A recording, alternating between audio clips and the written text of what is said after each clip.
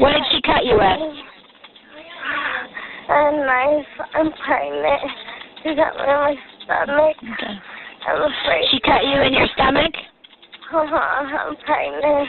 Okay. It was March 18, 2015, when emergency dispatchers in Longmont, Colorado, received a chilling call from 1620 Green Place.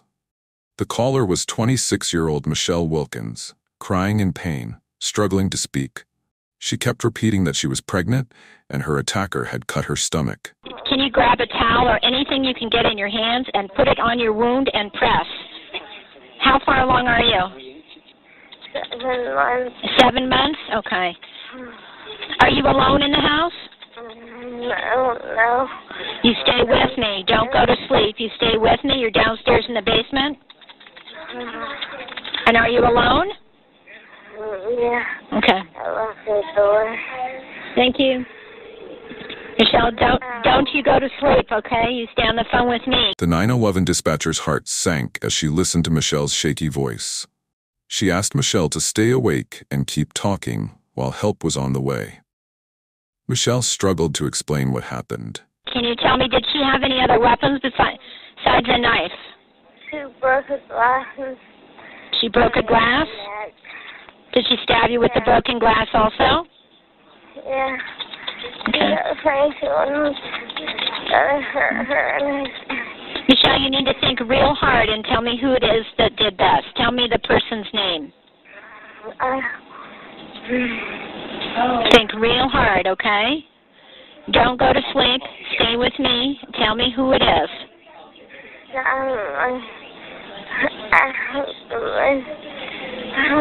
don't know. She mentioned a broken glass, saying her attacker might have used it, but every word seemed to take an enormous effort. Do you have a towel on that? Yeah. How long? They're on their way, okay? I need you to take a towel and put it on your wound. How many wounds do you have? No. She just lost. More than one? Oh, yeah. Okay. Are they in the house yet? She's downstairs? Yeah, they're here. Okay, I'll let you go. Finally, emergency crews reached the house. "They're here," Michelle gasped in relief before the line went dead. Inside, responders were met with a grisly sight. A trail of blood led from the bedroom to the utility room, and in the basement, they found Michelle lying on a blood-soaked bed. Nearby, a small knife with a 3-inch blade lay on the floor. Blood covered Michelle's clothes, but something didn't add up. She said she was 7 months pregnant, but her stomach was flat. What was going on? Was she really pregnant, or was she lying? Stay tuned to find out.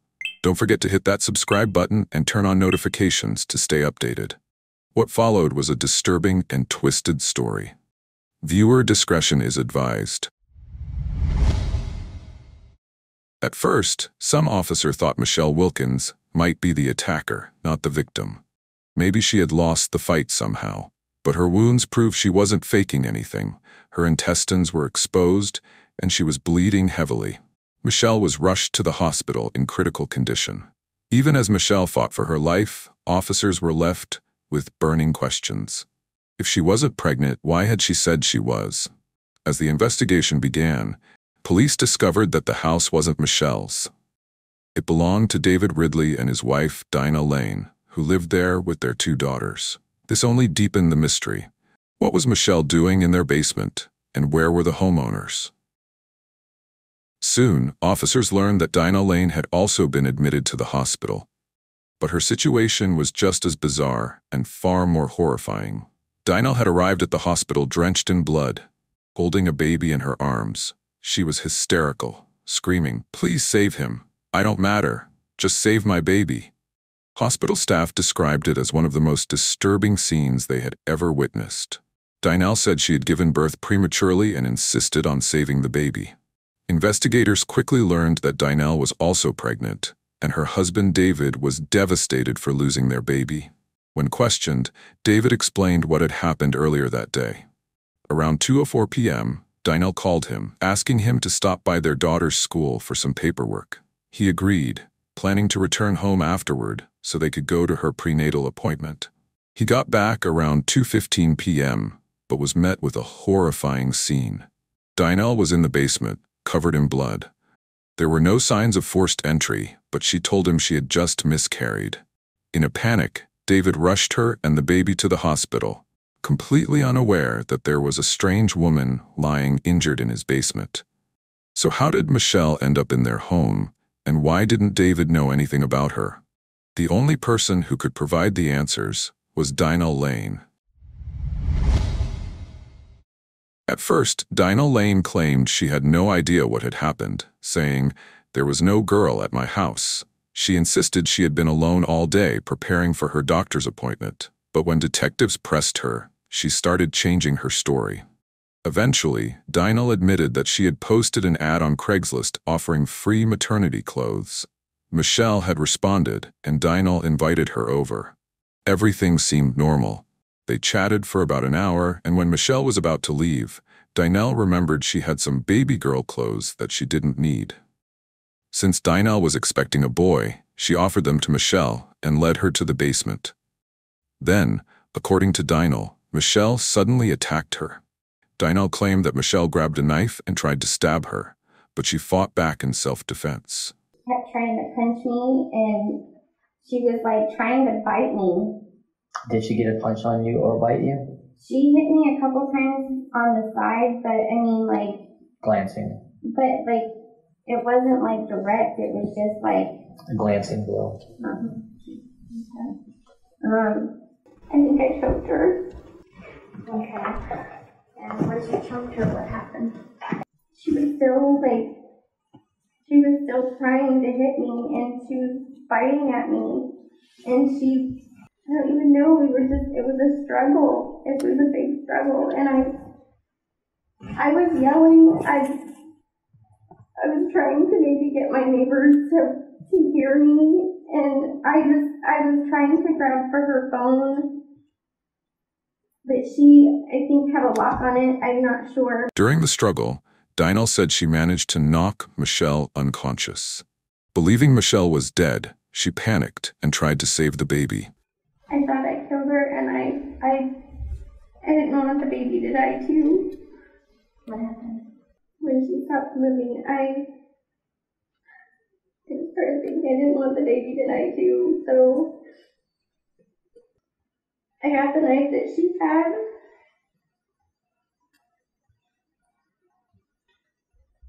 And I tried to get the baby out. Dinah cut open Michelle's abdomen, claiming, "I didn't want the baby to die too. I didn't know what else to do." But her story didn't add up. If she was so concerned about the baby, why hadn't she called 911? And why did she change her story multiple times? Initially, she claimed the baby was hers, insisting that DNA tests would confirm it. But when she learned Michelle had survived, she admitted to the attack, claiming it was self-defense. Then came the final, chilling revelation. Dr. Leslie Armstrong confirmed that despite Dinah's insistence on saving the baby, there were no signs she had been pregnant. These left investigators stunned. Why would someone fake a pregnancy for so long, even fooling their own husband? As detectives dug deeper into Dinah's past, they realized this case was far more twisted than anyone had imagined. Dinah's pregnancy seemed completely normal at first, with nothing appearing out of place. This was her second marriage. She already had 2 teenage daughters from her first husband, and David Ridley had a daughter of his own. When they found out they were expecting a baby boy, the couple couldn't have been happier.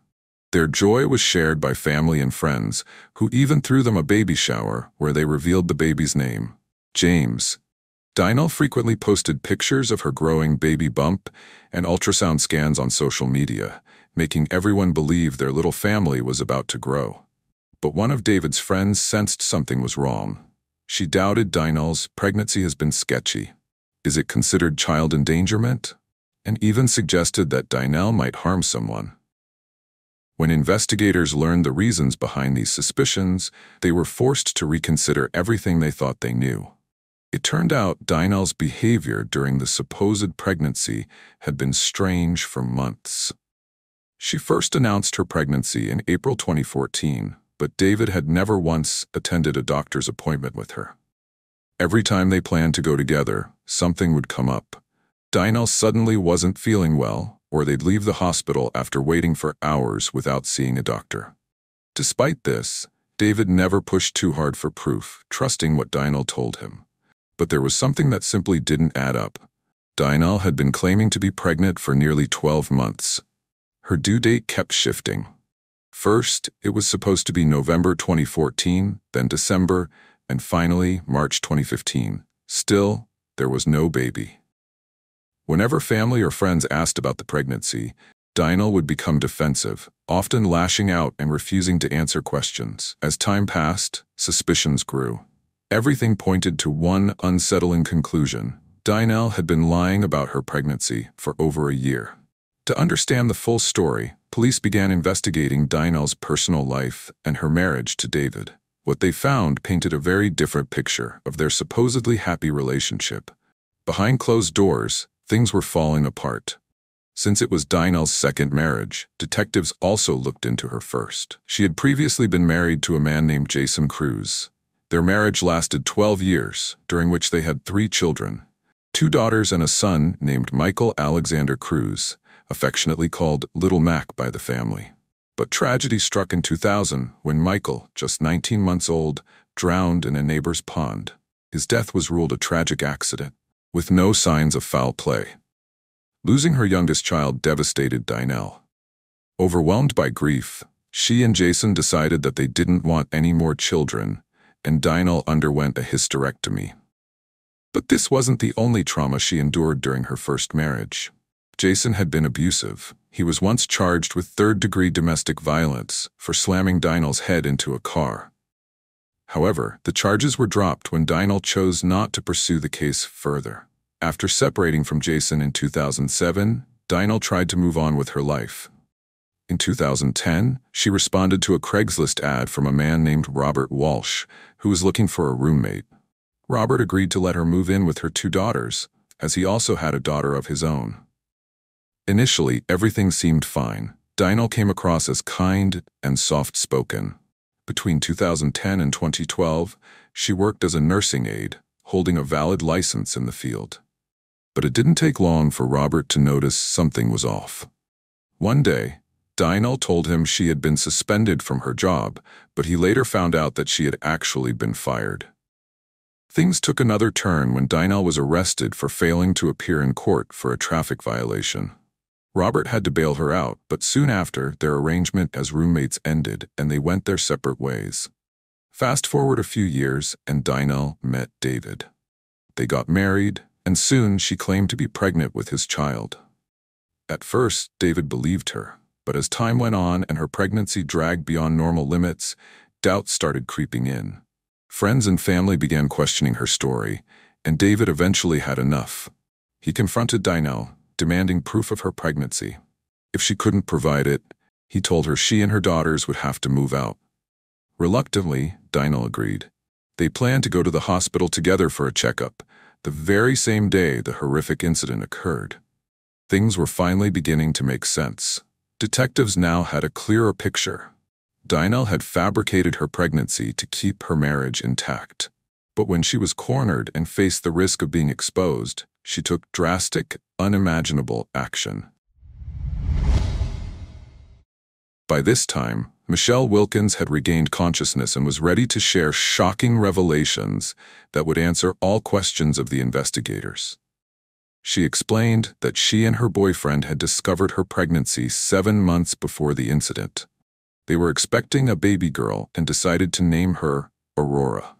Michelle had been searching for maternity clothes online, which is how she came across an ad on Craigslist. It was posted by Dinah Lane, offering free maternity clothes. Michelle explained, "I was using Craigslist a lot during my pregnancy. I'd found most of what I needed for Aurora, but I was still looking for a crib. That's when I stumbled upon an ad in the free section for maternity clothes." On the morning of March 18th, Michelle arrived at Dinah's house around 11:51 a.m. She was greeted by a seemingly friendly woman. She even held her stomach like she was pregnant, Michelle remembered. They went upstairs, and Dinah showed her various maternity clothes, helping her pack what she needed. Just as Michelle was about to leave, Dinah kept talking. Michelle recalled she talked about her 2 teenage daughters who didn't want to hang out with her anymore and how her partner was always at work. She seemed lonely. They ended up chatting for about an hour. When Michelle finally reached for the door to leave, Dinah stopped her, saying, "Oh, I might have one more thing downstairs. Do you want to come take a look?" Michelle agreed, and they went to the basement. She was frantically looking for something in one of the rooms, and I just had this feeling, time to leave, Michelle recounted. She started to head for the stairs, but before she could reach them, Dinah struck her from behind. At first I thought maybe I had a spider on me, but then she said, "Yeah, I think I got it." She just used her hands, kept hitting me, and tried to trip me. And at some point, did she use a bottle or something? She did. What happened, I just remember I kept asking her why she was doing that. I just kept saying, why are you doing this? And I just remember this one point where I was just holding my hand over my head, and I just said, "I don't know why you're doing this. I love you." And she broke the bottle over my head.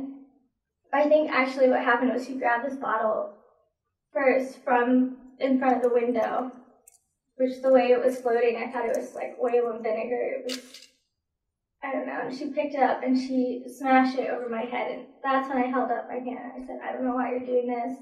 I love you." And she said, "If you love me, you'll let me do this." And then she stabbed it into my neck. As Dinah stabbed Michelle with a broken bottle, she said, "If you love me, you'll let me do this."